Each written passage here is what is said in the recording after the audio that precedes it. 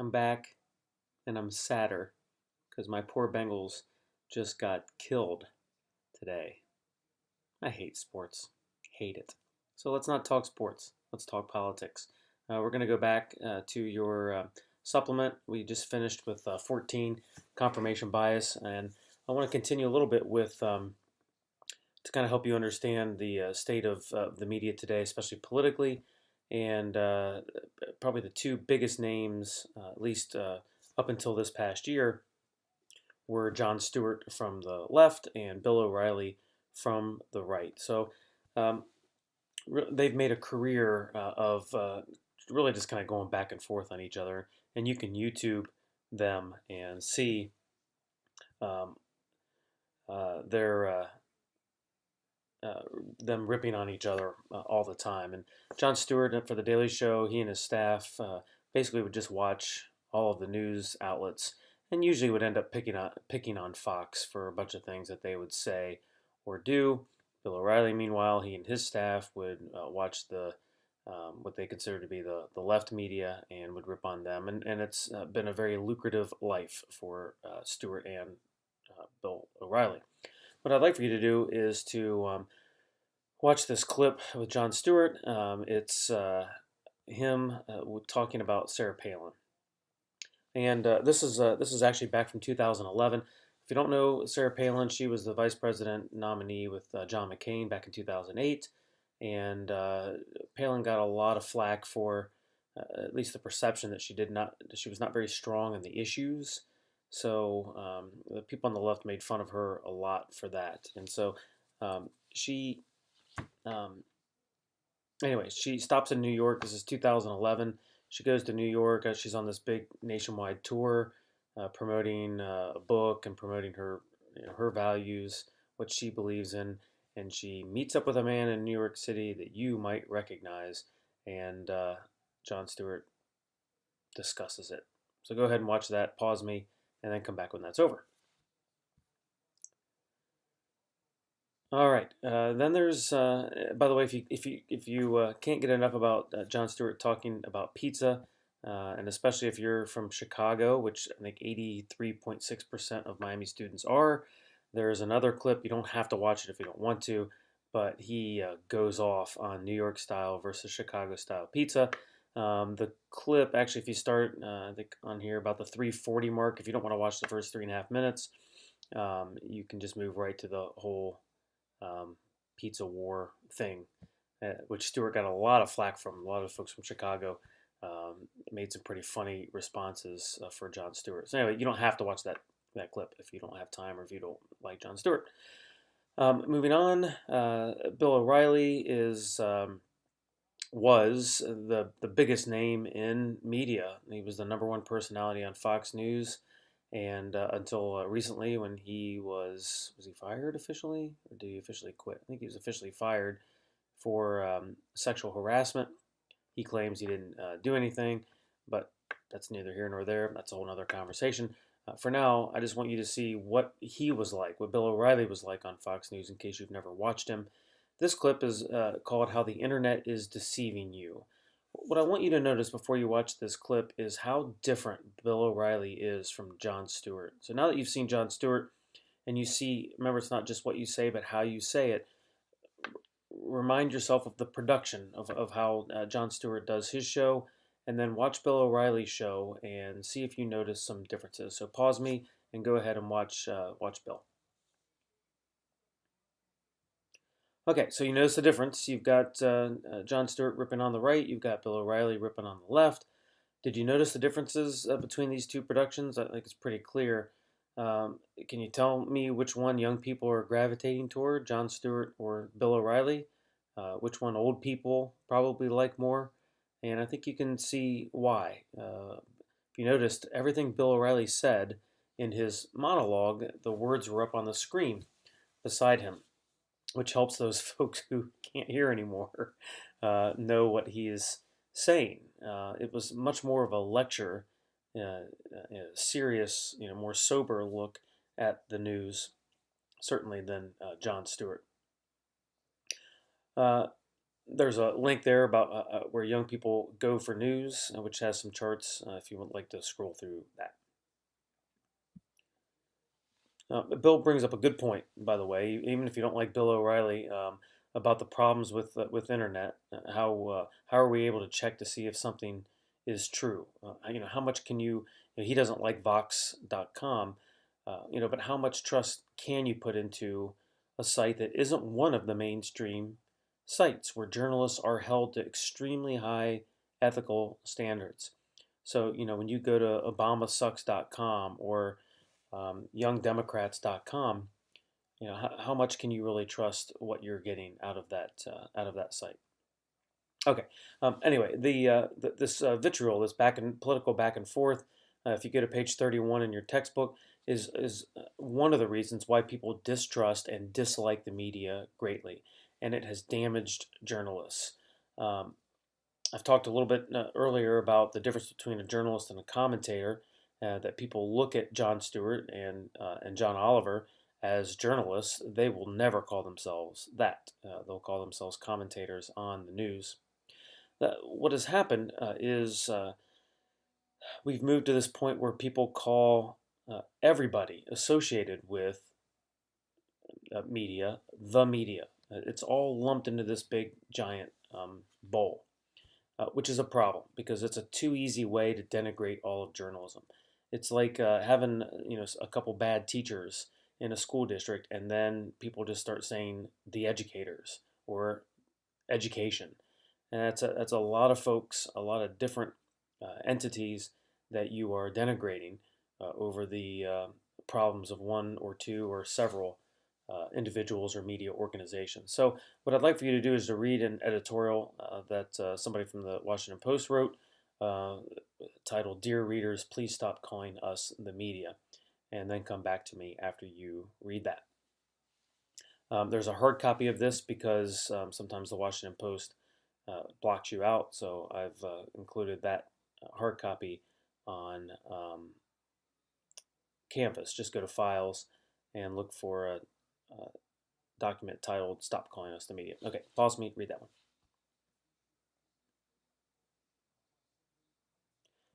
Moving on to um, going back to discussing a little bit about what you're going to be doing in this class. You're going to be conducting interviews, which for some of you is a mortifying thought. I still get nervous when I do them, but it's a great skill to be able to understand who you're going to interview and what questions you need to ask, and then having the courage to sit down with somebody face to face and asking those questions. But never fear. I'm not expecting you to be incredible at this. Even the pros do a poor job of it. And the next link I gave you is an interview fail. It's number 20 on your supplemental. This is Matt Lauer, who is a multi-millionaire. He's on the Today Show, so he's a major figure in journalism. He did an interview as the election was happening last year, and he interviewed Hillary Clinton, and he just got lit up for his really quite pathetic interview. So if you'll click on that link and read a little bit about what people thought about Matt Lauer um, when he sat down with Clinton and Trump. So that should make you feel good that even the people who get paid a lot of money in this profession don't necessarily win the day with what they're supposed to do. All right, moving on to back to chapter 1. If you go to page 5 in your textbook, it talks about what news is. News has to meet 3 requirements, as I had there as well. Um, News has to reach, is it on page 5? Sure it is. 3 criteria. Number 1, it has to be relevant. Number 2, it has to be useful. And number 3, it has to be interesting. The relevant and useful parts of the equation deal with subject matter. The interesting part of the equation also can deal with subject matter, but also mainly in how you write it. I think I've said that enough today. So let's say that the Miami student would decide this week or the week before to write a story discussing healthy eating on campus. Is that relevant right now? And I would argue absolutely. It's a new school year. You have a few thousand freshmen who are new to this campus, maybe don't know the places to eat or the places to get healthful foods. So it meets that one criterion. It's relevant. Is it useful? Absolutely. It can help people stay healthy. Is it interesting? It can be, especially if it's told well. Um, a story that wouldn't be relevant, useful, or interesting right now would be a story on the Miami baseball team. It's not relevant. Baseball's in the spring, not in the fall. We're focused on football, even though I'd rather not be focused on football based on the Bengals. But it's not relevant. It wouldn't necessarily help us understand anything. Or it wouldn't be useful because the season's not going on. And it's probably not that interesting because we aren't really focused on college baseball right now. So this would be a poor time to have some sort of uh, preview story about Miami's baseball team. A lot of this is common sense. So if you look at the healthy eating story when it comes to relevance, we've said yes. We've come usefulness. We've said yes. The interesting part, again, is in many cases in how you write it. You could have a boring lead. You could say your first sentence could be eating healthful foods is really important if you want to maintain your health. And that's a terrible lead. Nobody's going to read anymore. So how could you dress up that story? How could you lead with something that would be interesting? Maybe you do it how the KFC working poor story is, and you humanize the issue by focusing on someone maybe who made bad food choices when he or she first came to the campus, gained a lot of weight, got sick a lot, and then finally turned things around and is now much more healthy. That would be a way to reach the interesting level in the relevance, usefulness, and interest criteria that news must have. If you look at the bottom of page 5, this goes into more specific elements that go into a story to make it relevant, useful, and interesting. So first of all, the impact is at the bottom of page 5. It says the potential impact of a story is another way of measuring its relevance and usefulness. How many people are affected by an event or idea? And a healthful eating story, a healthy eating story could be a major impact. Conflict, a recurring theme in all storytelling. You have to have conflict to have a good story. And certainly this conflict of living a life where there's beer and pizza and everything else on campus, and you're conflicted on, wanting to partake in all that perhaps, but also wanting to stay healthy. If you flip to page 6, you'll see some other items: novelty, prominence. Names make news. The bigger the name, the bigger the news. And this may not necessarily, that story fit the criteria if there's not a big name person, unless you feature somebody like our president, who I know is a big fan of bike riding. So maybe he would be in your story about the importance of being healthy. Proximity, this works because you're talking about Miami people, so they're likely to be more interested. And then timeliness. News is supposed to be new, and so this still meets that relevance and the timeliness. It would also help if there was something nationally that had happened dealing with health that you could tie it into. So those are some key items. Please make sure you remember relevance, usefulness, and interest as the 3 criteria, because we're gonna come back to that a lot this semester. Okay, let's see. Moving along. um, in chapter 1, the chapter discusses the responsibility that journalists have. Just like the people we elect, journalists are supposed to be representing us. We can't be everywhere. We can't go to every single city council meeting or school board meeting. So journalists are supposed to be there to look for corruption, to shed light on key issues, to seek the truth, to say a well-used phrase. The journalists are supposed to comfort the afflicted and afflict the comfortable. That's their job. Unfortunately, journalists fail at this all the time. If you go to chapter 1, page 10, I would like for you to review the 10 principles of good journalism. I don't expect you to memorize this list, but what I do want you to see is that this is an awesome responsibility as you look through that list on page 10. Um, there aren't many other professions that produce something like this awesome responsibility that journalists have. Doctors, yes. Teachers, yes. And I put journalists right there too, of what they should do in their role. Doctors fail, teachers fail, journalists fail. But we uh, put our trust in them, that we hope that they live up to the standards that are set on page 10 in your textbook. The great journalists take those 10 things extremely seriously. And when there's a journalist who doesn't follow them, the good journalists and the good news organizations call those journalists out. It is a self governing body of people. Journalist responsibilities. There's an absolute need for journalists in a free society. I hope you don't disagree with that. And it's inarguable, honestly, when you look at the list of what the journalists do on these pages. So go through, please, the list of the journalists' responsibilities. On the surface, these look like positive responsibilities. Who would get upset at a journalist for, if you look at the top of page 11, monitoring power? And yet, so many people don't like when journalists do this.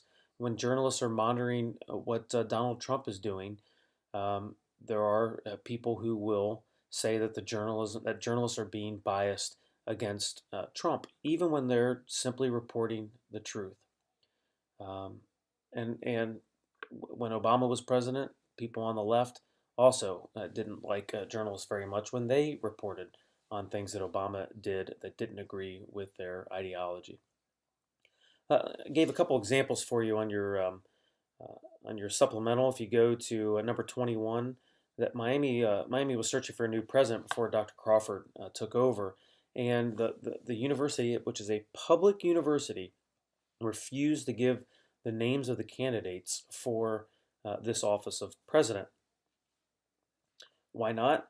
Well, the university's argument was that the best candidates won't apply because they'll fear that since their name will be out there, that their current employers will be upset that they're looking for a new job and will get rid of them. Um, Miami students and the Miami student and the other media organizations' argument was, too bad. This is a public school, and if you're going to apply for a position that is funded to a organization funded by taxpayers, the taxpayers and certainly the students and the staff who have to work under this person want to know who the candidates are. But Miami pushed back. Miami eventually released a list to the Miami student, but interestingly enough, it wasn't a complete list, and Dr. Crawford's name wasn't even on that list. Um, the university was not happy with the Miami student for pushing this, but again, the job of the role of a journalist is to seek and demand this information. What about this? The next one is the Cincinnati Enquirer. The University of Cincinnati has been trying to get into a new sports league, and there were secret meetings between UC and the Big 12 Conference, which is a pretty preeminent conference in college sports. UC's president was traveling to the Big 12 headquarters to meet with that conference, and UC didn't want to tell anybody about this. So the Enquirer was upset. Now, a lot of UC fans really ripped on the Enquirer for doing this, saying that the Enquirer was possibly damaging UC's chance of getting into the Big 12 for divulging all of these secret talks. The Enquirer's argument is this is our job. If we didn't report on this stuff, then we wouldn't be doing what we should be doing. So controversy there as well. The next one is from chapter 1 on page 12. If you'll head to page 12 in chapter 1, this talks about the most important thing about writing, and that is accuracy. I don't care how well you write. I don't care that you are a master of alliteration. I don't care if you are perfect at at arguing an opinion. If you're not accurate with your information, you've lost me. In my previous job, I was one of my roles at editorial company in Cincinnati was to look through resumes and bring on people and interview and hire them. And if I saw a single typo in a resume, that was it. Resume went in the trash. Uh, you're out in those situations because that says to me that you didn't take the necessary steps to ensure that you were qualified for the job. Accuracy is everything. And even more dangerous if you publish something that's inaccurate, and you can be sued for that. You may say it was just an accident, I didn't mean to, but you're going to have to prove that in court. So you can be sued. It's slander if you say something that's inaccurate about somebody. It's libel if you write something that's inaccurate. So accuracy is sacrosanct in journalism. As your textbook says, accuracy is the most important characteristic of any story, great or small, long or short. You're going to hear the word accuracy a lot this semester. Always spell the names correctly of people or buildings. You better especially spell a certain building where we play basketball correctly, because almost every student misspells that word. Learn to spell it correctly, please. Always quote accurately. Always get the details right. People are going to accuse you of writing a biased story. The Joseph Barrera story, some of you said, was biased. Fine. Okay. You can deal with that. But an inaccurate story means people are never going to trust you. They just won't. And so you have to be accurate. On pages 14 and 15, it goes through accuracy and fairness, the difficulty, really the impossibility of being completely objective, and that even though you might have a strong feeling about the topic, you still have an obligation to present the information fairly. Look at number 23, please, on your supplemental sheet and read through this article on struggling to stay objective, and then come back to me. All right, we're just about wrapping it up. When you're not accurate, you need to let people know, I screwed up. And any reputable organization will do that. Everybody can make mistakes. It happens. When it happens, you own up to it, you admit it, and most people will say, okay, I get it. I'm not perfect either. The problem is when people are purposely doing things knowing that what they're saying is inaccurate or even more, purposely slanted. Um, and there are organizations where people will do that. The last few links deal with this. If you'll click on the number 24 Fox and Friends link, in the original link, they reported that President Obama had planned to apologize to Japan for us dropping nuclear bombs on them back in World War II. Please watch this clip where they discuss this situation where Obama was going to apologize, then come back to me. The problem with with that information that Fox and Friends shared is it absolutely was untrue, and so Fox and Friends had to retract the message. Click on the next link. This is number 25, where they say, "Oops." All right. So, what do you think about the apology? Was the apology good enough for you? What are some potential issues with that apology? Think about that, about the way the apology was presented, and be ready maybe to discuss that on the quiz coming up on Tuesday. To make sure you don't think I'm being biased for the left, I also included a link for NBC with just all the errors recently that NBC News has had, and every organization, again, makes a bunch of errors. Go ahead and click on that and just kind of scroll through just so you get an idea of just how many and the type of errors that organizations from the left, right, and middle do all the time. All right, that's about it. Yeah, remember, you're going to misspeak, you're going to make mistakes. Don't fear failure. That's okay, as long as you own up to the mistakes and you just make it better the next time.